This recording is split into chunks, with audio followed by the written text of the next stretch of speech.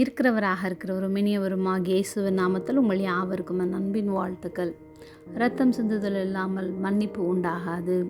எபிரேயர் 9:22 நியாய பிரமாணத்தின்படி கொஞ்சம் குறைய எல்லாம் இரத்தத்தினாலே சுத்திகரிக்கப்படும்.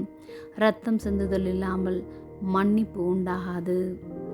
வேதாகமத்தில் பாவத்திற்கான தண்டனை மரணமாகும். அதனால் பாவ நிவாரணத்திற்காக இரத்தம் சிந்தப்பட வேண்டும் என்று தேவன் பழைய ஏற்பாட்டு காலத்தில் இஸ்ரவேல் ஜனங்களுக்காக நியாய பிரமாணத்தில் அவைகளை கட்டளையிட்டிருந்தார். மிருகங்கள் பாவ நிவாரணத்திற்காக பலி செலுத்தப்பட்டு அவற்றின் இரத்தம் பலிபீடத்தின் மேல் சிந்தப்பட்டது. ஆனால் அவை தற்காலிகமான நிவாரணத்தை மட்டுமே கொடுத்தது. அவை நிரந்தரமான தீர்வு அல்ல.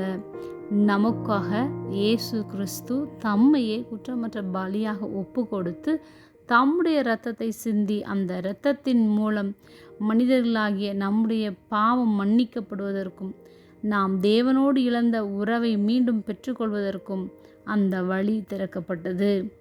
நமக்காக நித்திய மீட்பை உண்டாக்கினார். இயேசு கிறிஸ்து தம்முடைய சொந்த இரத்தத்தை பலியாக கொடுத்ததினால் மகா பரிசுத்த ஸ்தலத்தில் பிரவேசித்து நமக்காக அந்த நித்திய மீட்பை உண்டாக்கினார். அவருடைய இரத்தம் வெளிப்புற சுத்தத்தை மட்டும் கொண்டு வரவில்லை. அவருடைய இரத்தம் நம்முடைய மனசாட்சியை செத்த கிரியைகளிலிருந்து சுத்திகரித்து ஜீவனுள்ள தேவனுக்கு சேவை செய்யும்படி நம்மை பரிசுத்தப்படுத்துகிறது.